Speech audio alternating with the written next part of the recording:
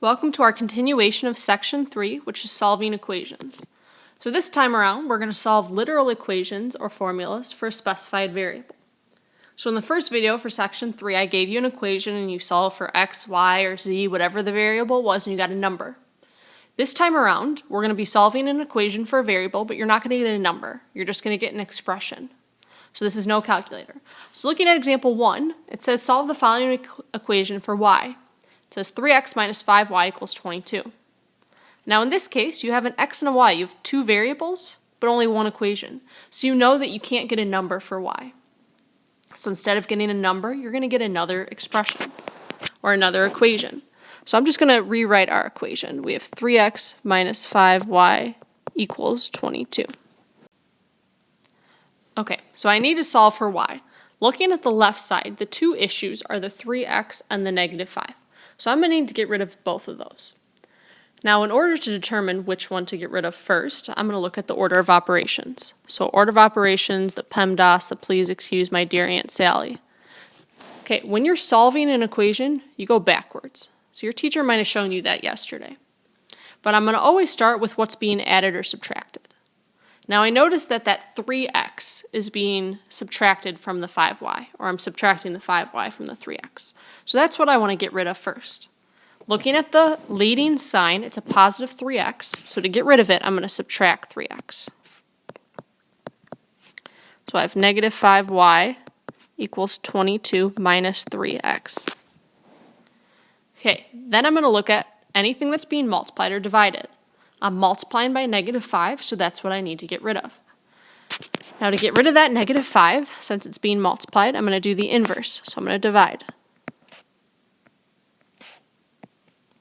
So I get y equals 22 minus 3x all over negative 5. So if I were doing the problem, I would leave it like that. Now, you could simplify, and what you could do is you could divide both numbers by negative 5. So another way that you might see this written is 22 divided by negative 5. And then I have 3 divided by negative 5. If I were you, or if I am your teacher, I prefer the top way. The bottom way, though, may be a way that you might see your answer as well. So that's all you're doing in today's video.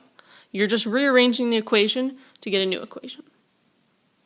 So looking at example 2, solve the following equation for a. Okay, so I have y plus a over x minus x equals z. So in the previous problem, you probably didn't need the order of operations. This one, you're definitely going to need the order of operations. On the left side, I have this y, that's a problem. I have the x, that's a problem. I have the other x, that's a problem. And I need to solve for a. Looking at the order of operations, start with anything being added or subtracted. In the back of your mind, remember that there are parentheses here. Okay, so the only thing that's being added or subtracted is this x right here. So I'm going to get rid of that first. Because it's being subtracted, I'm going to add x to both sides. So I'm left with y plus a over x equals z plus x. Okay, now remember that y plus a is in parentheses, so I'm not going to do anything with that just yet. Now, is there anything being multiplied or divided? Well, on the left side, I'm dividing by x. So right here, I'm dividing by x. So to get rid of it, I'm going to multiply by x.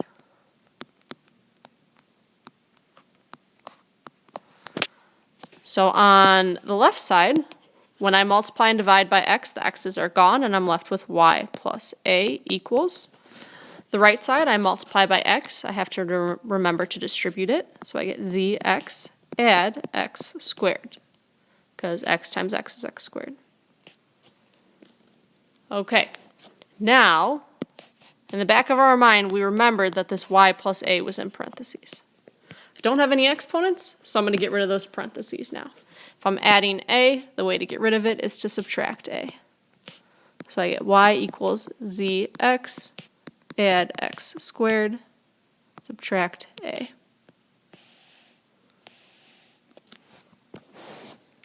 So that one was tricky. It's really tricky to remember to do that y last.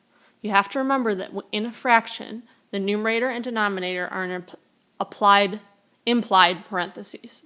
So you don't want to do them until the very end. It may be helpful when you are doing these problems to write out the order of operations. And remember to go backwards. Okay, example 3 is one for you to do. Pause the video and try this one on your own, please. Good luck.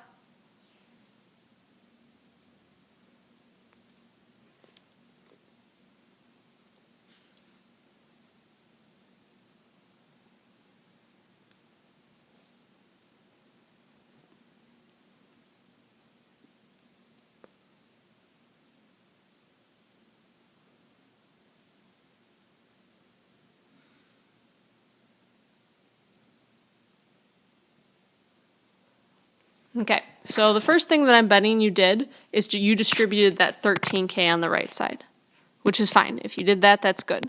So you get 13k minus 13kz. Okay, now order of operations. Please excuse my dear Aunt Sally. If I'm solving for z, I'm adding or subtracting that 13k, so it's positive 13k right now, so I need to subtract it. I get n minus 13k equals negative 13kz. Okay, now multiplying and dividing. I'm multiplying by negative 13k, so to get rid of them, I have to divide by negative 13k.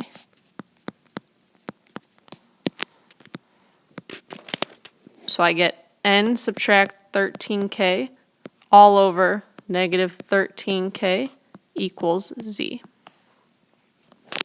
Now, that's only one way to do the problem. If you did it that way, that's good.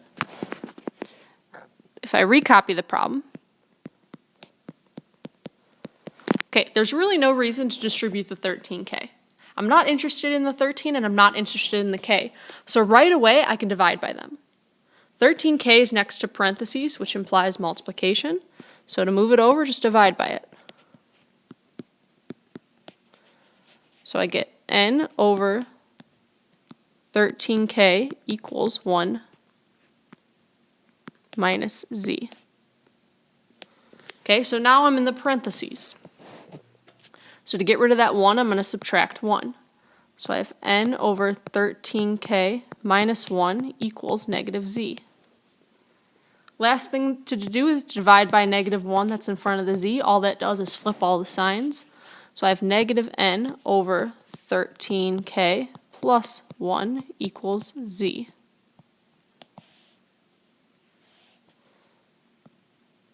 Okay, so that was a little trickier, but all I did was I divided by the 13k instead of distributing it. Our answers look different, but they're actually the same. These are actually the same.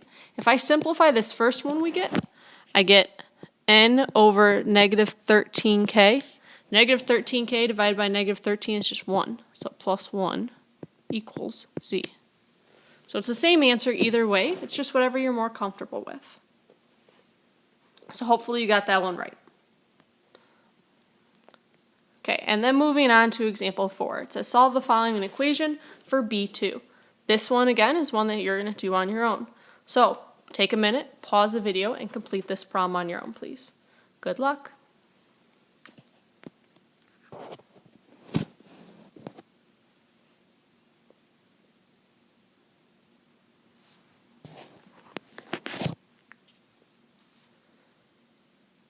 Okay, so the answer that you should have gotten is B2 equals 2a over h minus b1.